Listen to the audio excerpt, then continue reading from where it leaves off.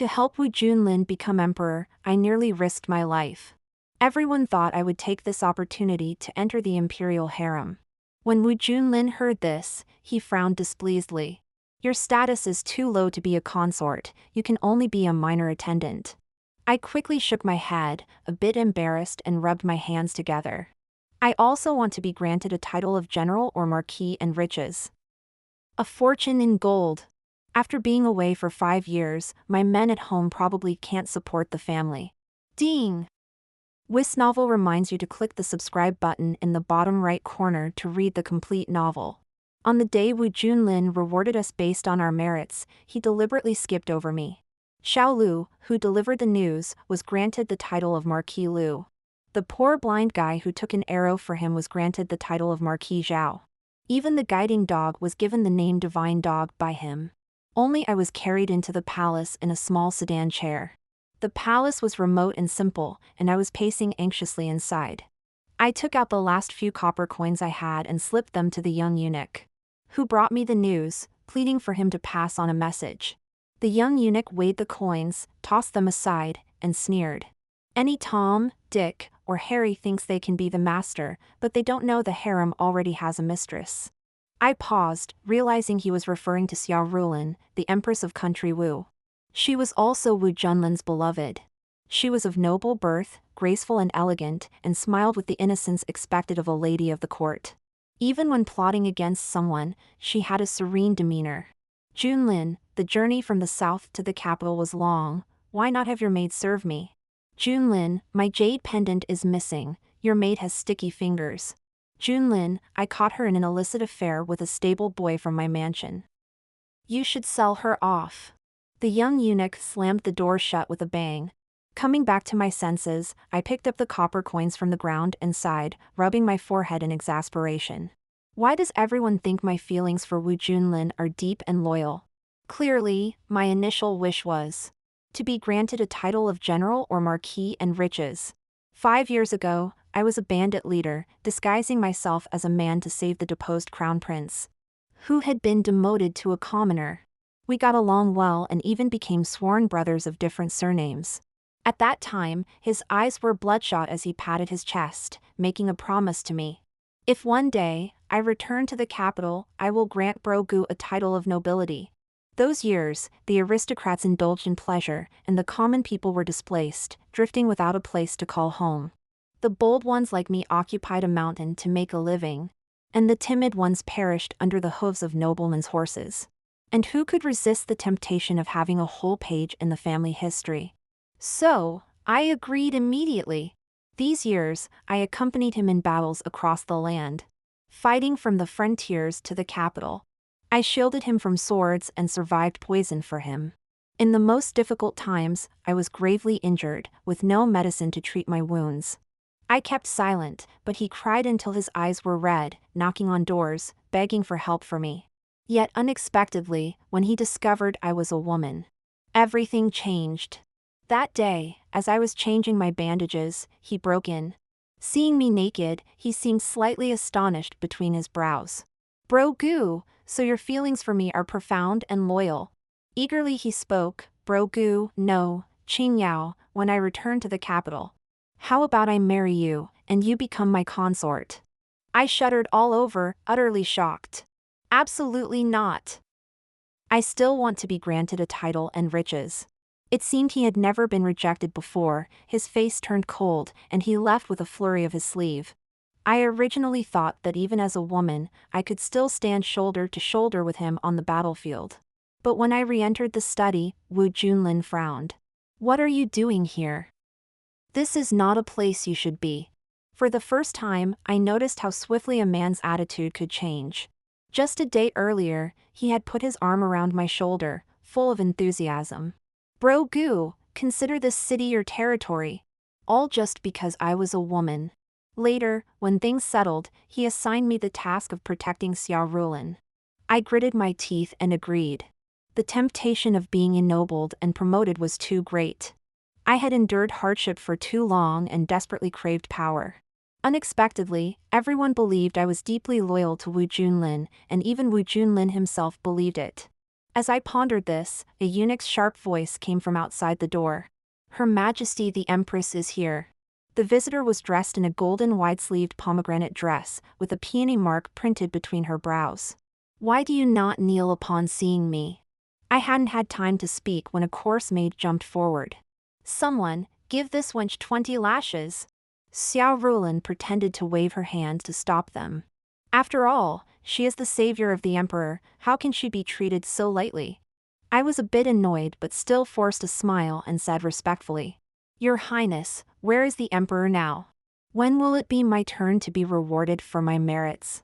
The maid interjected, deliberately elongating her voice. Rewards for merit? The true contributors have long been rewarded. What do you think you are? Do you think you can enter the harem? The emperor is engaged in important matters and naturally has no time to see you. This meant they didn't want to reward me. For a moment, I felt my blood boil. The maid blocked my way, and I kicked her aside, about to say something. Xiao Rulin suddenly changed her expression, slumping to the ground, tearfully grasping my sleeve. Miss, I just wanted to teach you some rules of the harem, how can you be so rude? I ignored her and wanted to go directly to Wu Junlin to get some clarity. Pushing open the door, I realized that Wu Junlin was standing right there. Who knows how long he had been listening? His expression flashed with dislike upon seeing me. What are you causing trouble for? Xiao Rulin sat on the ground, crying like a weeping beauty. She just misses His Majesty too much, that's why she bumped into me. Wu Junlin quickly shielded her in his arms, glaring at me angrily. You know Rulin's health is delicate. If anything happens to her, I'll take your life. Your behavior is no different from mountain savages. Mountain savages? I caught my breath, staring at him in disbelief, feeling absurd. Is this the ruler I followed? I suddenly recalled when we returned to the capital and the pursuing soldiers had us surrounded tightly. In that time of desperation, I offered him a plan. The mountain savages have unethical tactics for war. If we burn dung water until it boils and then splash it on the enemy, they will surely die within 3 days. At that time, he laughed heartily, patting my shoulder and said, How can Bro Gu compare to mountain savages? Bro Gu's talent surpasses, like a fragrant orchid in spring. Xiao Rulin tugged at his sleeve, changing the topic. Miss Gu is just anxious. After all, she made great contributions for His Majesty, and His Majesty should give Miss Gu an explanation. Upon hearing this, Wu Junlin was even more annoyed. So, you want to use past favors to demand repayment, truly shameless. Your status is too lowly to be a consort, you can only be an inferior attendant. But you must kneel before the Empress's door for 3 days to apologize to her. He once knelt before my mountain gate, begging me to save him. Like a beggar. But when he said this, his demeanor was noble, his tone icy, with no trace of the little beggar. Stunned for a moment, I waved my hand repeatedly. I dare not aspire to enter the harem. Then what do you want? You can't just follow me without a status. Before he finished speaking, I couldn't wait to rub my hands together and voice the wish that had been buried in my heart for over a decade. I want to be ennobled and promoted too. Gold, 10,000 taels. He was taken aback, somewhat incredulously asking, What did you say? I secretly thought that might not be good. Was I too greedy? Wu Junlin had just ascended the throne, the internal treasury was tight, and he couldn't produce so much money. I hurriedly added, It's fine to get 100 taels first. The main thing is, I've been away from home for 5 years, and my men at home can't put food on the table. Speaking of the ones at home, I was a little embarrassed as I chuckled. Years ago, when Wu Junlin became an outcast, I was the only one willing to help him achieve greatness. But my resources were far from enough. Watching Wu Junlin in distress made me restless as well. I am someone who longs for power and influence. So, gritting my teeth, I secretly allied with a rival clan through marriage. I coaxed and tricked them into surrendering their weapons, forces, and money, leaving only a single promise behind. You support my ambitions, and I will repay you with 1,000 gold. As soon as I returned with my forces, Wu Junlin received the news and rushed over from afar, staring in amazement at the people behind me. I hadn't spoken yet when he confidently declared. I suppose my fame has spread throughout country Wu, and these people have come to join me. Bro Gu, you didn't misjudge me. It's good for a ruler to be confident. I thought for a moment and chose not to explain. A loud noise came from Wu Junlin's direction. I snapped back to reality and looked over to see the once dilapidated table now shattered to pieces. Wu Junlin stared at me intensely, blood from his hand dripping onto the ground. The emperor was angry, and the servants knelt, afraid to speak. Yet I smiled and said, "Now your majesty need not worry about me demanding rewards in return. I have long been married." The room fell silent, but Xiao Rulin breathed a sigh of relief. Back then, when everything was settled, she eagerly tried to reconnect with Wu Junlin using their past feelings. Upon learning of my existence, she saw me as a major threat and often criticized me harshly. Even though I repeatedly explained that I had no intention of entering the palace, she still considered me a thorn in her side. Now, in front of Wu Junlin, she was particularly delighted. She straightened up, took on the demeanor of an empress, nodded in approval, and said with a smile, "So there's such a story. Who would have thought Miss Gu had long consummated her marriage to a village commoner? In that case, your majesty, why not grant Miss Gu her wish? Send Miss Gu out of the palace soon so she can reunite with her family." She continued on her own, not noticing. Wu Junlin's face was at its darkest at that moment. In front of Xiao Rulin, he abruptly stepped forward and grabbed my wrist fiercely. "Married? I've never heard of this." He scrutinized my expression, his gaze full of inquiry. Calmly, I replied, "Marriage is insignificant compared to power. When we shared grand ambitions, such trivial matters need not trouble your majesty." He looked stunned for a moment and unconsciously loosened his grip on my wrist. After a while, he suddenly let out a light laugh. "What an act. All right, you women are just being petty. You're only saying these things to provoke me because I've given you such a low status." As he spoke, his expression was resolute, with a smug smile lingering on his lips. Xiao Rulin tugged at his sleeve, softly saying, "Since your majesty is so displeased with Miss Gu, why not simply let her go? Find a parcel of land to settle her." Yet he pushed her aside with such force that Xiao Rulin nearly fell. In Xiao Rulin's incredulous gaze, he shook his head and said, "Gu Qingyao, I advise you to stop when enough is enough. Do you aim to become empress? In my heart, only Rulin matters, you cannot surpass Rulin." I timely interjected, "I want money." He paused as if he hadn't heard, still looking down at me, saying, "You're simply bargaining. Since so, from this day forward, you are to go to the punishment ward for palace maids. Since you disdain the lowly status offered, then be a servant that everyone can bully." Back then, I trusted Wu Junlin too much and brought nothing with me when I entered the palace. Now, I am like a bird in a cage, unable to fly over the tall walls. After many twists and turns, I finally received a letter from an acquaintance, along with a fake death pill. "Take the fake death pill tonight, someone outside the palace will assist you." Upon receiving these words, I felt relieved and returned to the punishment ward for palace maids. The spring cold was biting, and the water was freezing. My body had suffered grave injuries a few years ago, and each time I caught a cold, my entire body would be in excruciating pain. Wu Junlin knew I was frail, so afraid I would slack off, he deliberately sent a round-faced maid to supervise me. The maid was young but had a sharp tongue. She kicked over the clothes I had just washed and angrily said, "What an ingrate you are, thinking you can leverage your years with His Majesty for favors and rewards. His Majesty is wise and mighty, granting you a position as a concubine is already a blessing." A blessing? I pondered on these two words. Marrying a meritorious minister into the harem, what kind of blessing is that? Facing her indignant expression, I smiled. In the 6th year of Wu calendar, I took an arrow for His Majesty. And ever since, my left shoulder aches terribly when it rains.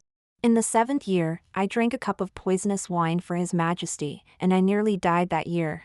In the 9th year, I killed a general, at the cost of a hand that can no longer bend. I've given so much just to ask for some money, to be a powerless marquis, is that request too much? She fell silent, her round face filled with conflict. But he is the emperor. What do such sacrifices count for? I put the clothes back into the basin and replied. But back then, he was just a deposed crown prince.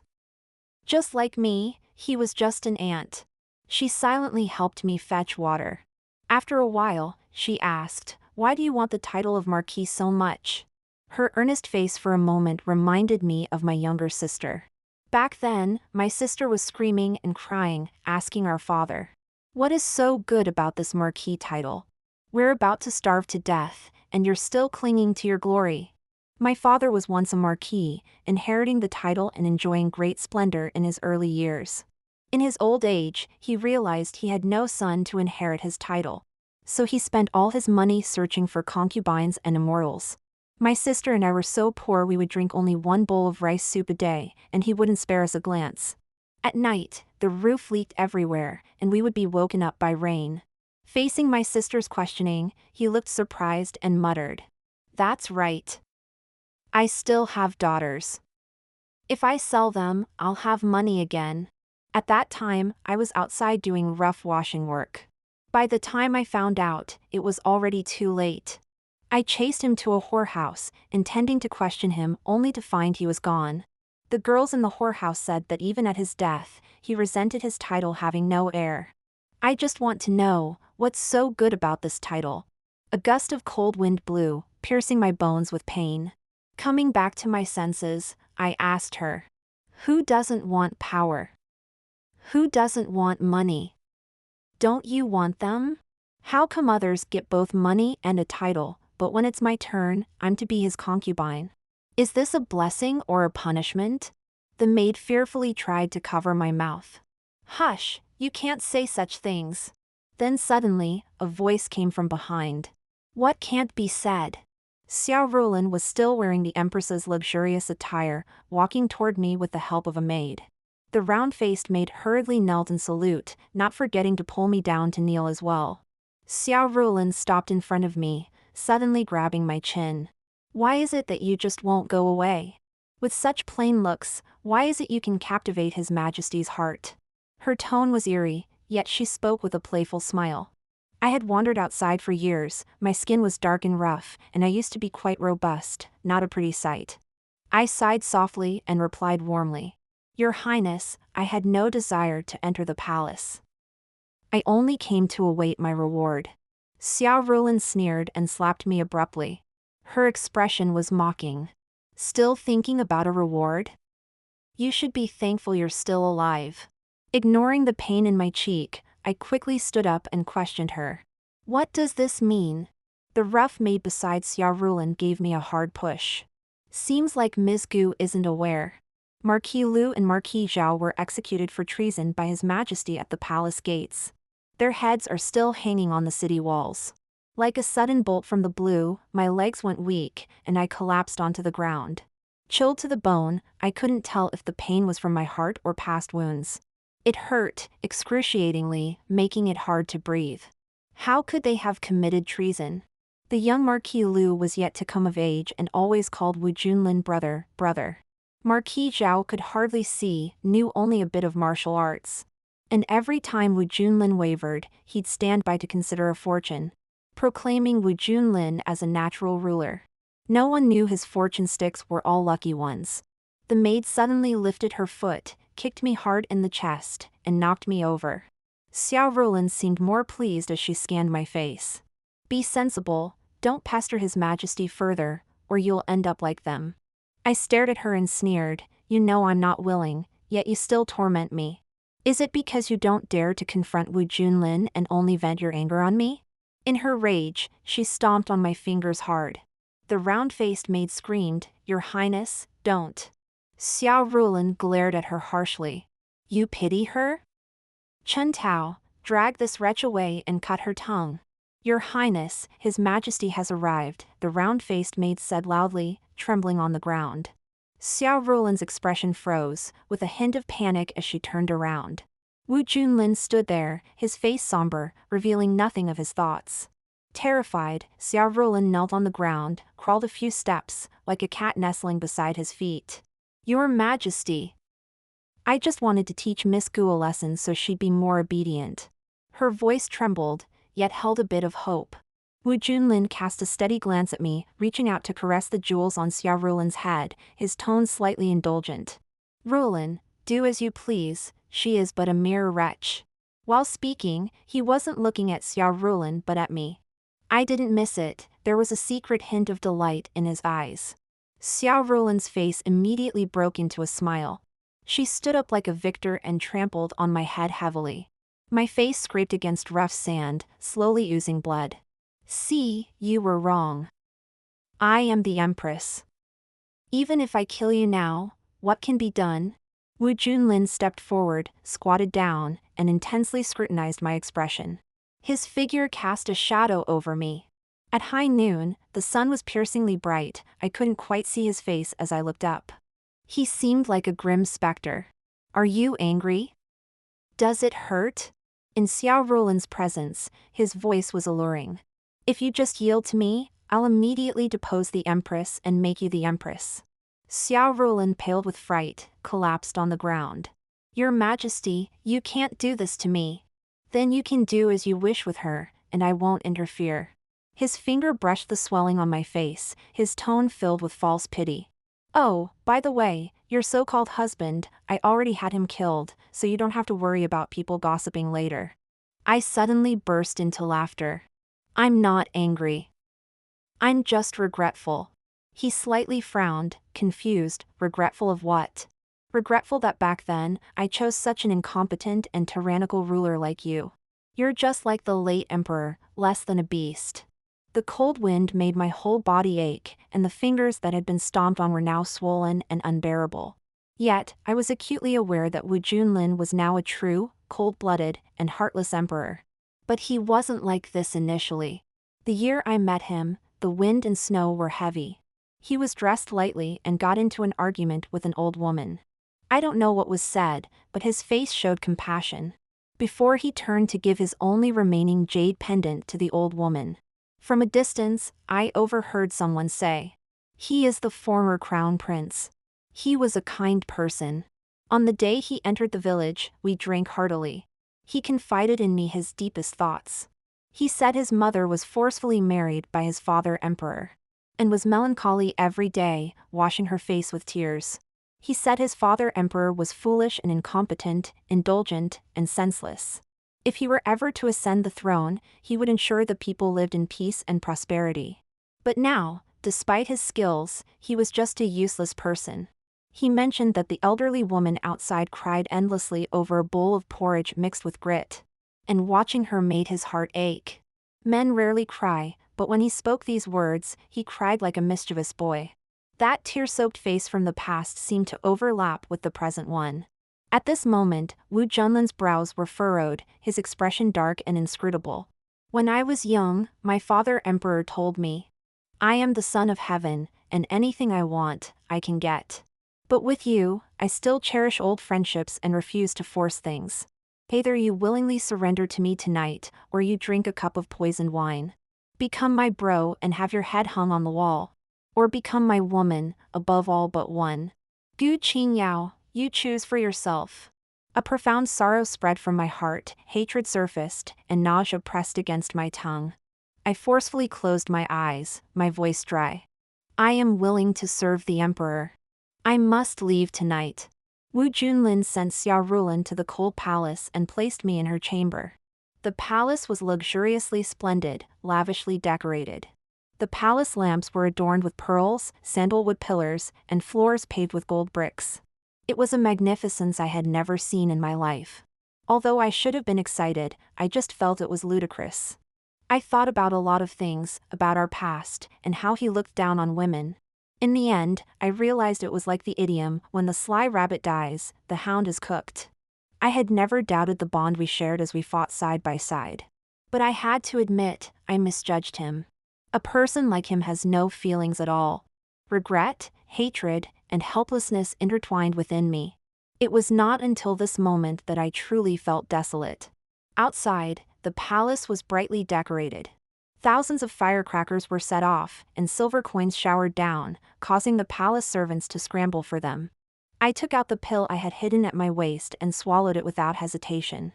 I felt dizzy, a sharp pain hit my abdomen, my body gradually cooled, and I finally lost consciousness. The palace maids came in holding ornate clothes, intending to wash and dress me. Upon entering, the leading maid let out a scream, and the tray in her hand fell to the ground. The Empress! At that moment, Wu Junlin was clad in a brilliant crimson wedding robe, a look of smug satisfaction emanating from his face. She was once his most admired companion, then his most beloved woman. Now, she was going to become his empress. After tonight, he would elevate Rulin to the position of noble consort, appeasing her with a few sweet words so she would stop making a fuss. At that time, his last wish would be fulfilled. Until a maid rushed in hastily. "Your Majesty, the Empress has taken poison, she is all ready." The maid raised her head, her face ashen, assuring Wu Junlin she wasn't lying. He swept everything off the table with a crash, the festive decorations fell to the ground. He strode out without stopping, leaving the servants far behind. Until the moment he saw my corpse, he almost collapsed. This was something he hadn't anticipated. Gu Qingyao, so fond of life, they had joked about what would happen if she was captured by the enemy. Then I'd just go over to the enemy, my life is worth much more. Everyone had burst out laughing at that time. He, in hindsight, remembered the last words Gu Qingyao said. "Just kidding. If worst comes to the worst, I'd just kill myself. Then you'd posthumously honor me as a loyal marquis." Wu Junlin's face paled, he knelt in front of my corpse, unprecedentedly shedding tears. "I've killed many, even killed all of the brothers who fought for me. But I didn't want you dead, I only wanted you." He remained silent for a long time, servants kneeling all around. Until dawn, when the historian carefully entered and asked, "What posthumous title shall we give the Empress?" Wu Junlin staggered to his feet, his eyes bloodshot, yet he laughed crazily. "She always wanted a title, always wanted money. In that case, I won't give her anything. I will give her the most notorious posthumous name, I will make her infamous for eternity. I want her to remember me, even in the afterlife." I was buried in a remote corner of the imperial tomb. A young eunuch cautiously asked him, should we invite the abbot to perform rites for the lady. Before he could finish speaking, Wu Junlin listlessly waved his hand, "No need. Since she sought death, I will make sure she finds no peace even in the afterlife." Layer by layer, the dirt was laid over me. He stood beneath the eaves, looking distantly toward my coffin. "Without the rites, I want her to wait for me. I want her to watch from this world as I shower affection on other women." The burial process went quickly. Unwilling to stay in a place of sadness, he left soon after the earth was laid. Thus, he did not notice that as he and his entourage departed, a small group sneaked in with tiny shovels to dig eagerly. Before long, I saw the light of day again. The face before me was covered in dust, but as I emerged, he flashed a bright, white smile. "Boss." I looked around at them, those who once followed me, few were left now. Seeing familiar faces, I wanted to smile. But somehow, a wave of bitterness welled up in my heart. I couldn't hold back and broke down crying loudly. My brothers comforted me with a flurry of words. "Don't worry, boss, at worst we start over." I nodded vigorously. Wu Junlin brought Xia Rulin back from the cold palace. Like a madman, he was even more tyrannical than the late emperor. Despite his unstable foundation and the many matters needing attention, when Xia Rulin expressed a desire to see the stars, he had the Star-Catcher Pavilion built for her. The pavilion soared 100 feet high, constructed of gold and jade. The court ministers continuously objected. But anyone who defied him would have their entire family executed, turning the grand hall into a river of blood. Gradually, rumors of a demon empress spread through the capital. To avoid turmoil, I took my people back to my hometown. Before leaving, I made sure to spread a rumor. Patricide and usurpation, disloyal and unfilial, the deities will surely punish him. Having been away for so long, my home had changed. The once grand manor had been overturned, now just a small shack remained. By the riverside, women chatted about their daily lives. Among them, a rustic man skillfully washed clothes. I paid no attention, not expecting that as I passed, he would suddenly grab me. In disbelief, he asked, "Gu Qingyao?" Is it really you? Looking down, I recognized him as Shinhanchi, the leader of the once rival village. I recalled that he couldn't carry a thing back then, appearing as a bookish scholar. And thus I decided not to take him along. But now, I sized him up and down. He was robust, his skin tanned, looking as if he could farm 10 acres in one breath. You really had the nerve to come back. I thought you had died outside. Where's the money? The power? Why are you dressed like a beggar? He fiercely shook my shoulder, incredulously questioning. What kind of trouble did you stir up? There've been over a dozen groups trying to kill me. Did you gamble away all my money? Or squander it on men? You rascal! A younger bro stepped in front of me. It's a long story, but to cut it short, the dog emperor burns bridges after crossing them, he's nothing. Shinhanchi took us to his home. In the dim light, the brothers animatedly recounted the emperor's betrayal. Listening intently, Shinhanchi skillfully mended our clothes. The needle and thread weaving through his fingers, his expression softening. He sighed deeply. The common folk can never contend with those in power, nor be more ruthless than them. Forget it. I have no mind to get involved in this chaos again, just want to farm in peace, and live quietly from now on. Simple food, 3 meals a day through the seasons. I nodded in agreement. But that night, I sent a letter far away. The villagers were simple and good-hearted, and the brothers were also kind. To the east, they repaired a leaky roof, and to the west, they saved a child from drowning. As a result, it didn't take long for them to become close. The villagers even assigned them a place to stay. Shinhanchi was attentive and would comfort me whenever I seemed troubled. Fame and fortune are just fleeting clouds, he would say. As long as those in power are willing to give. Even a treacherous minister from the former dynasty can become prime minister. If they're not willing, no matter how loyal you are, they won't give you anything. But the land cannot deceive. Whatever you plant will yield returns. He was very diligent, leaving the house with a hoe before dawn. I would sleep in until the sun was high and then leisurely walk to the fields. Sitting at the edge eating fruit as I watched him work. Life was slow and calm, and the past seemed like water spilled over a lotus leaf, leaving no trace. Until news came from outside the village. People said the emperor had gone mad, and everyone should run. I stopped a fleeing villager to find out what was happening. The emperor had a dream recently, dreaming that people who were supposed to be dead were not. And now he's searching every household.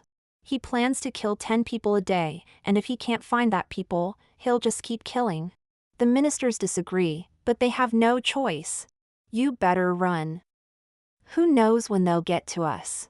The refugee finished talking and ran off, trampling the newly sprouted wheat seedlings underfoot. I stared dumbfounded at the crowd scattering in all directions. I immediately wrote another letter. Wu Junlin, ignoring the minister's objections, randomly picked a poor family at the foot of the capital to arrest. 3 days later, they were slaughtered at the marketplace. As soon as the imperial decree was issued, the entire country was shocked. Wu Junlin was full of smugness, thinking that by doing this, I would naturally return to serve him willingly.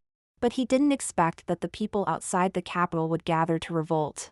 During this time, Wu Junlin's actions had brought the people to despair. And after enduring for so long, they were outraged by his wanton slaughter. A large group of people fought their way from the east all the way to the capital. Led by a dark-skinned man rumored to be the true person chosen by the heavens. Wherever they passed, people would join them. So by the time they reached the capital, the gatekeepers merely exchanged glances and opened the gates. When the palace learned of the uprising, the servants grabbed some gold and jewels and fled in all directions. Xiao Rulin's maternal family took the opportunity to enter the palace, intending to take Xiao Rulin away. But Wu Junlin stood in their path. Rulin, are you going to leave me too? His face showed confusion. Have I not been good enough to you? I even built the Starcatcher Pavilion for you. Xiao Rulin let out a mocking laugh, her expression full of disgust, and her words cut like a knife. When did I ever say I wanted the Starcatcher Pavilion? It's clearly for your selfish desires, clearly you want to elevate yourself. And get closer to Gu Qingyao, yet you push the blame onto me. You hypocritical coward of an emperor. After speaking, she pushed him aside and, escorted by guards, prepared to flee. Xiao Rulin had never suffered before.